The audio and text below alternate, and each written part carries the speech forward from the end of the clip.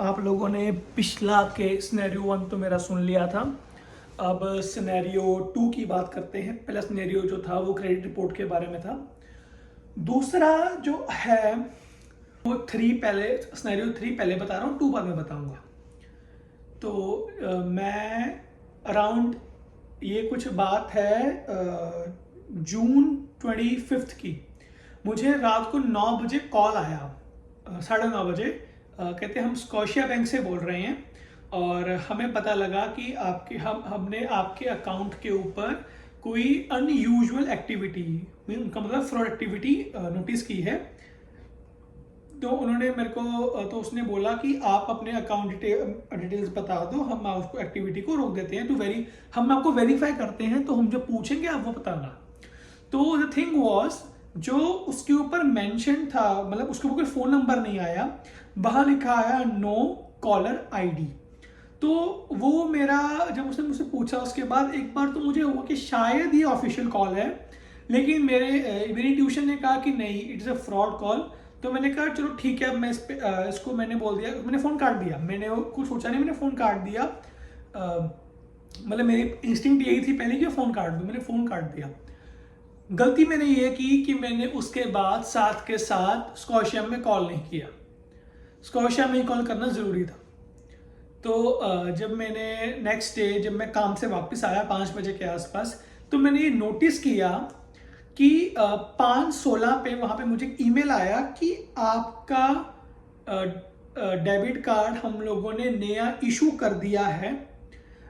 And उसके बाद मेरे को मेल आया 15 मिनट के बाद कि जब मुझे आया तो मुझे अगला मेल आया 15 मिनट के बाद कि आपके अकाउंट से 2 स्टेप वेरिफिकेशन हटा दी गई है, डिसेबल कर दी है। और 2 मिनट बाद आया कि दोबारा इनेबल कर दी है।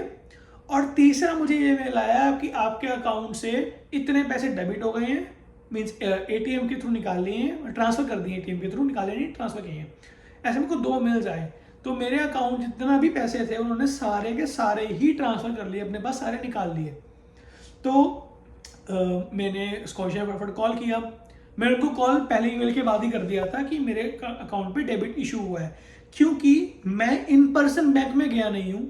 और जब मैं पहले इस बारे में, फ्रॉड के बारे में जो मुझे कॉल आया था, जब मैं दोपहर को उनके पास गया था, तो उन्होंने कहा कि कोई एक्टिविटी नहीं है, एवरीथिंग इज़ फाइन, तो आप टेंशन मत लो। और मैंने उनको बोला कि आप एक काम करो, आप मेरे डेबिट का मुझे नया इशू कर दो। तो उन्होंने कहा कि आपको यहाँ होम ब्रांच जाना पड़ेगा, हम यहाँ नहीं करते, आपकी जो होम ब्रांच है वहाँ पे जाओ। तो मैं होम ब्रांच में गया। होम ब्रांच वाले ने कहा, होम ब्रांच वाले कहते कि फ्रॉड कॉल की, मैंने फ्रॉड में कॉल की, स्कॉशिया फ्रॉड में। उन्होंने कुछ ऐसा बोला, तो उन्होंने कहा कि ओके। तो बैंक वाले बोलती कि मैं अपने बिहाफ पे उनको ईमेल कर रही हूँ बैंक में। वंस मुझे कोई एक्टिविटी वापस दोबारा मिलेगी, उनकी तरफ से कुछ मिलेगा, तो रिप्लाई आएगा, तो मैं आपको कॉल करूंगी। मुझे कॉल कोई नहीं आया, बल्कि नेक्स्ट डे मेरे अकाउंट से डेबिट इशू भी हो गया और पैसे भी कट गए। और मैं पर्सनली बैंक में गया भी नहीं और पैसे मेरे डिडक्ट हो गए। तो वो बहुत टेंशन वाली बात थी। जितनी भी सेविंग्स थी वो सारी ले गए थे। तो मैं फटाफट, शाम के 5 बज गए, बैंक बंद थे। तो मैं फटाफट उसके बाद नेक्स्ट डे सुबह सुबह मैं काम से मैंने ऑफ लिया, मैं पहले बैंक गया। तो बैंक में जाके मैंने मैंने उनसे बात की। मैंने कहा ऐसा ऐसा कुछ हुआ है। तो पहले उनको समझ ही नहीं आया कि क्या बोल रहे हैं, कि ऐसे कैसे इशू हो गया, क्योंकि उनके लिए भी ये बहुत अजीब बात थी कि ऐसे कैसे हो गया। तो फिर उन्होंने मुझे अपने हेड ऑफ फाइनेंसिस, जो भी वो साथ में बैठे होते मैनेजर, उनसे मैनेजर से बात करवाई। तो मैनेजर को मैनेजर से बात की। मैनेजर ने स्कॉशिया फ्रॉड कॉल पे लिया, उसने मेरी फ्रॉड से बात कराई, वहाँ बैठे बैठे बात करें कि हम यही बात करेंगे बैठ के साथ में। तो वहाँ से मैंने बात सब बताया मैंने। एंड स्कॉशिया फ्रॉड भी हिला हुआ था इस बात सुन के, और बैंक का मैनेजर भी हिला हुआ था। एम्प्लॉयज़ तो थे ही, उनको समझ में नहीं आया कि क्या हो रहा है। तो फिर मैं सबने बात की स्कॉशिया से। तो मुझे ये बताया गया, मतलब उनको बताया, जो मैनेजर थे, इसलिए उनको बता दिया, क्योंकि जब मैंने पहले कॉल की थी फ्रॉड में, उन्होंने मेरे को नहीं बताया कि कहाँ से इशू हुआ, किसने इशू किया, कब इशू किया, उन्होंने कुछ नहीं बताया। कहते this is all confidential, we can't tell you like this because we don't know if you are right or wrong. तो मैं जब मैनेजर को सब बताया, तो थिंग वॉज, उस बंदे ने मेरे अकाउंट खोल के ऑलरेडी डेबिट इशू करने से पहले अकाउंट खोल के उस पर ईमेल आईडी चेंज कर दी, उस पर फ़ोन नंबर चेंज कर दिए ताकि मुझे कोई ईमेल ही ना आ पाए। तो अब ये मुझे कोई ईमेल नहीं है तो मुझे कुछ नहीं पता क्या हो रहा है मेरे अकाउंट के साथ। तो जब मैं वापस दोबारा गया तो मेरे को मतलब उन्होंने कहा कि बाहर बैठो, आपको बुलाएंगे। जब उन्होंने मेरे को 5-10 मिनट के बाद बुलाया, जो भी उनकी बातचीत करके, तो उसने मेरे को ऐसा बताया कि उस बंदे ने स्कॉशिया में कॉल किया, उस बंदे ने स्कॉशिया में कॉल करके पूरी की पूरी जो प्रोसेस है वेरिफिकेशन का वो पूरा का पूरा ट्रैक कर लिया, पूरा का पूरा क्रैक कर लिया। अब बात ये है कि whenever you are discussing about your checking savings या फिर डेबिट कार्ड क्रेडिट कार्ड, वो वेरीफाई कर लेते हैं, लेकिन बाद में दोबारा से वेरीफाई के टाइम वो आपकी मदर का मेड इन नेम पूछते हैं। अब जो मेड इन नेम है वो किसी को नहीं पता होता। मेरे केस में तो मुझे खुद को नहीं पता था। मैंने भी उस लेडी जो बैंक में थी उनको 4-5 नाम लिख के दिए कि this could be possible possible possible possible, तो उसमें से कोई एक चला तो उन्होंने मेरे को बताया कि तेरा ये वाला है। तो थिंग वॉज कि बिना और मेड इन नेम ऐसा है कि जो मुझे खुद को याद नहीं था तो मैंने किसी को क्या ही बताया होगा।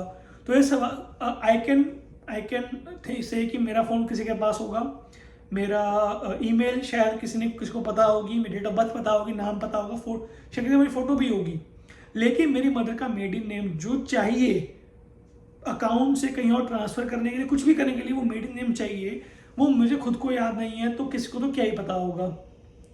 तो मेरे हिसाब से तो ये था कि शायद कोई बैंक का एम्प्लॉय मिला हुआ है। तो उन्होंने मुझे बताया कि आप ये लास्ट 2 हफ्ते में कोई बंदा है जिसने मल्टीपल कॉल्स की हैं स्कॉशिया के अंदर ये करने के लिए, आपका अकाउंट एक्सेस करने के लिए, जिसमें से बहुत बार वो फेल हुआ है उसको करने के लिए। जब वो पास हो गया, जब उसने वेरिफिकेशन क्रैक कर ली, तब वो आपके अकाउंट में एक्टिविटी हो गई। और दूसरा, उसने बहुत बार इन ब्रांच भी विजिट किया है, लेकिन लैक ऑफ आईडी प्रूफ के कारण उसको नहीं इशू हुआ। अब बात ये भी है कि डेबिट कार्ड इशू करते वक्त वो आपसे आपका पासपोर्ट या फिर आपका ड्राइविंग लाइसेंस, ये 2 जो मेजॉरिटी लोगों के पास होता है, ये मांगते ही मांगते हैं। अब उन्हें मेरे को बताया कि मिसिसागा में कोई ब्रांच है, I don't know which one was that, it was Eglinton and I don't know which intersection was that, वहाँ पे ब्रांच है, वहाँ पे इशू हुआ है। द थिंग वाज कि ना किसी के पास, मैं कह चलो आई कैन से कि मेरी जो आईडी चोरी हुई थी पिछले केस में सिनेरियो में, शायद उसके कारण उस बंदे ने मेरा अकाउंट चोरी कर लिया होगा। बट थिंग वॉज कि अगर अकाउंट चोरी कर भी लिया होगा तो भी वो, हाउ इज इट पॉसिबल कि उस बंदे का फेस मेरे से मैच कर जाए। उस एम्प्लॉय ने चेक तो किया होगा ना एटलीस्ट कि मेरा जो फेस है वो आईडी से मैच कर रहा है नहीं कर रहा।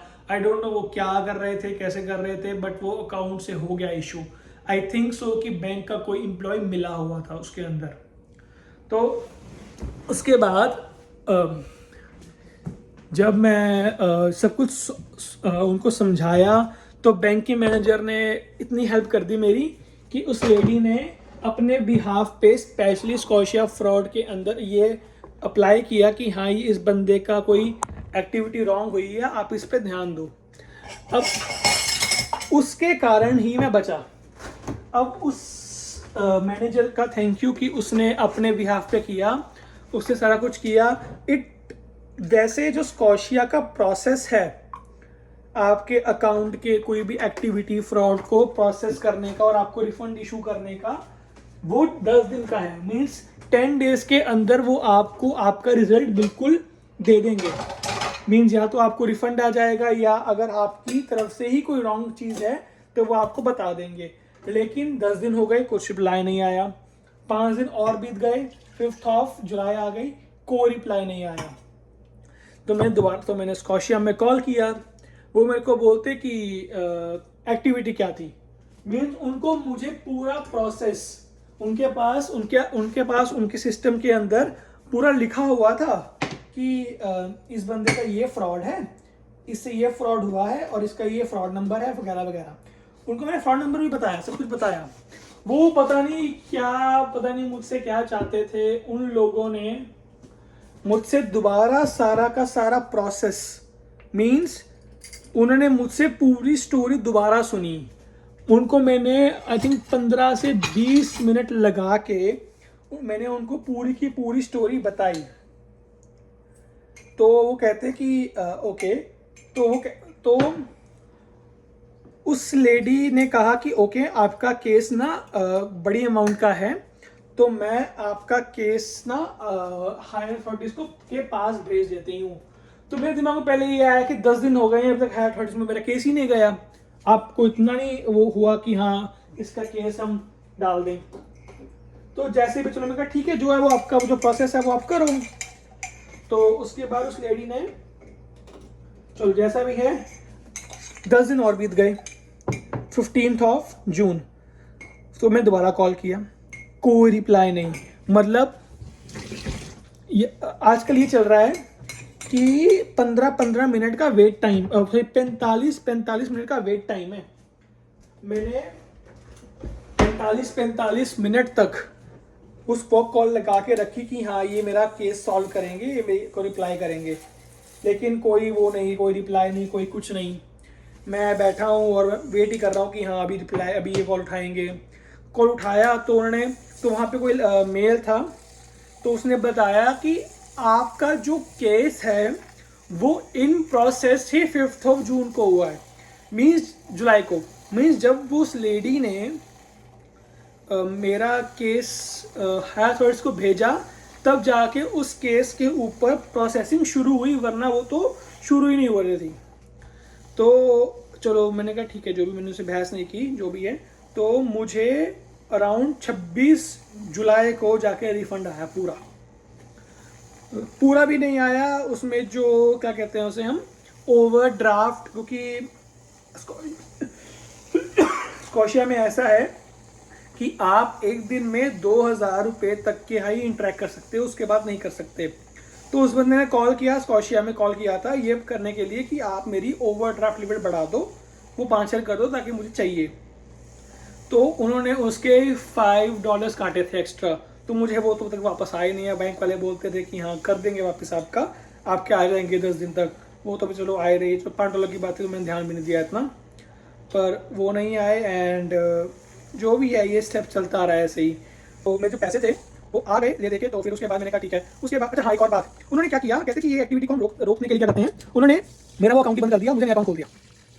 उन्होंने मेरा वो अकाउंट बंद कर दिया और मुझे नया अकाउंट खोल के दे दिया ताकि मैं अपनी एक्टिविटी सर्विस कर पाऊँ। अब दिक्कत ये थी कि वो जब तक मेरा रिफंड नहीं आया, मेरी सैलरी भी आ रही थी, मुझे क्वार्टरली जो वो आते हैं पैसे आते हैं CRA से, वो भी आ रहे थे। तो मुझे बार बार हर रोज की तरह, क्योंकि सब कुछ इकट्ठा से हुआ था, तो मुझे ऑलमोस्ट हर रोज की तरह बैंक जाना पड़ता था, क्योंकि अकाउंट वो जो था वो क्लोज होल्ड पे था, क्लोज तो नहीं हुआ था, होल्ड पे था, क्योंकि उसमें पैसे रिफंड आना था।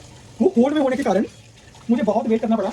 मतलब मुझे बार बार जाना पड़ा बैंक के अंदर, उनको बोलने के लिए कि मेरे पैसे आए हैं, सैलरी आई है, ये आया वो आया, आप वो कर दो, मुझे पैसे डाल के दे दो ताकि मैं अपना प्रोसेस भी कर सकूं। तो हर बार जाना पड़ता था, लेकिन मैं 4 या 5 बार गया और छठी बार में मुझे दिखा कि मेरे अकाउंट में पैसे आ गए। तो छठी बार मैं अपने वो जो रिफंड आया था उस रिफंड को अपने अकाउंट में डलवाने गया था। छठी बार तो ये हुआ था। तो तब जल्दी थी, बहुत टेंशन थी दिमाग पे, और किसी से क्या एक्सपेक्ट करें, क्योंकि किसी को भी केस समझ में नहीं आ रहा। और ये तो है नहीं कि कोई मेरी हेल्प कर देगा इस चक्कर में कि हाँ कोई मेंटली हेल्प क्या करेगी। दिमाग में हट नहीं था कि यार अभी है नहीं और स्टडी खत्म हो रही थी और मुझे माउंटेन मूव करना था। तो दिमाग में ये था कि अगर टाइम से पैसे ना आए तो मुझे किसी से लैंड करने पड़ेंगे, और वो लैंड करना इज लाइक टफ। खुद के पैसे होने के बावजूद भी किसी मांग के जा रहे हैं, फिर वापस करने पड़ेंगे उसको, एक बार टफ। पर लकीली माउंटेन मूव होने से पहले मेरे पास पैसे आ गए थे, और लकी हम मानता हूँ कि हाँ वो टाइम से आ गए और मेरा प्रोसेस चलता रहा। तो अगेन वही बात पहले की मैंने कि आईडी का ध्यान रखो और बैंक्स के ऊपर भरोसा मत करो। आई गेस मतलब इतना भरोसा मत करो। आपको अगर कोई फ्रॉड कॉल आती है बैंक से, और बैंक जब भी आप कॉल करेगा ना किसी भी चीज़ के लिए, वहाँ पे नंबर लिखा आएगा, कोई ना कोई नंबर लिखा आएगा, बैंक आपको कभी भी नो कॉल आईडी से फोन नहीं करेगा। जब भी फोन आए काट देना या उसको बताना मत कुछ भी। और साथ के साथ आपके डेबिट कार्ड के पीछे नंबर लिखा होता है स्कॉशिया फ्रॉड का, फिर उसमें कॉल करो, उनको कंप्लेंट करो कि हमें ऐसा हुआ, और ताकि वो एक्टिविटी को रोक दे। हाँ पर ये एक ड्रॉबैक ये है कि 45 मिनट्स का या एटलीस्ट 1 आवर का वेटिंग टाइम है, और इतने बड़े वेटिंग टाइम में कोई बंदा आएगा और कार्ड कब निकल गया आपको पता चलेगा ही नहीं। तो it is kind of tough और रिस्की भी है, लेकिन पॉसिबिलिटी और कोई नहीं है ना। तो तीसरा केस, ये 2 केसेस भी ठीक थे, क्योंकि इसमें मॉनिटरी लॉस था, कोई दिक्कत नहीं थी, वो टाइम से ठीक हो भी जाएगा। अगला जो था वो बहुत ही ज्यादा खतरनाक सिनेरियो था। अगर वो ठीक ना होता और टाइम से ठीक ना होता तो मैं बहुत बुरी तरह फंस जाता। वो आपको बताएंगे कैसे वो सीन हो सकता था और मैं बच गया। तो अगली वीडियो में बात करेंगे सिनेरियो 3 की। तब तक के लिए गुड बाय।